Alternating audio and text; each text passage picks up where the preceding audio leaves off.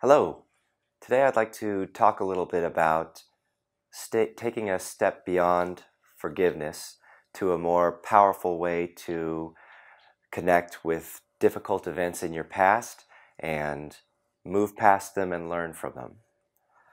This is a technique that I developed throughout thinking a lot about things that occurred in my childhood and how it was very difficult to get past them. And these are things that involved interacting with my parents or other people around me when I was young that have left a strong impression on me, which I wanted to stop giving so much power to, stop thinking about so much, stop feeling afraid or angry about them, these type of events. If you have an event like this in your life, keep it in mind while we talk about this.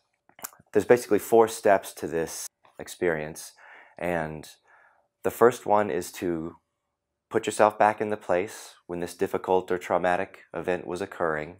Take the perspective that the person who is doing this to you, the person that you're having this negative experience with, is not a bad person. They're not evil. Their intent is not to harm you. They're acting in a negative way towards you through some internal need, probably some source of pain or hurt of their own is why they are acting out toward you in this manner. Remember the event, remember what they did, and do your best to put yourself in their perspective. Why are they doing this? Why might they be yelling at you, hitting you, putting shame on you, putting guilt on you, something like that, okay? Forget judgment of whether it's the right thing to do or not. That's completely irrelevant. Just put yourself in their perspective. Imagine what pain it is that might be causing them to do this and see if you can put a reason to it. And it's important while you're doing this step to feel true empathy for them. If while you're doing this step you still are judgmental and angry toward them, then you need to continue working on it. Get to a point where you've lost all judgment for their action. You just understand why they're doing it. That's the first step. The second step is to think about your reaction to whatever action they took. Whatever it was that they did, you had some reaction. It's probably filled with some kind of pain or fear or something like that. Think about that action.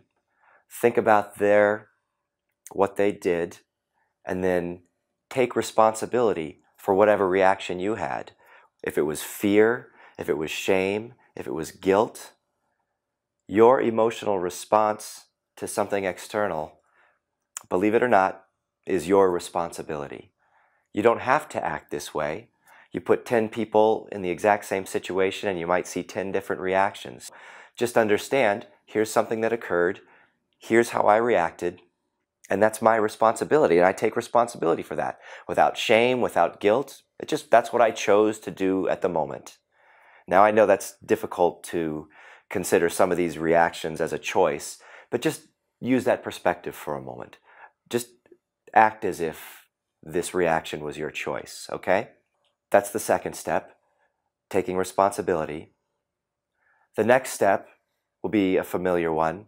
Once you understand that what they did was not out of hatred for you, it wasn't out of evil for them, and then you understand that your response was yours to own, you forgive that person standing in front of you in your memory.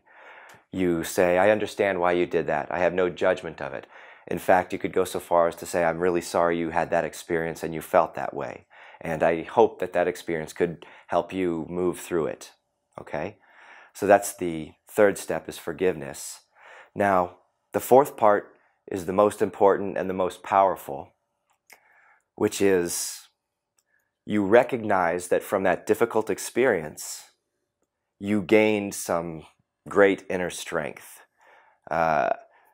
You learned something, or you learned how to deal with a hardship, or you became more aware of your own personal needs. Whatever this difficult situation was, you gained something powerful from it.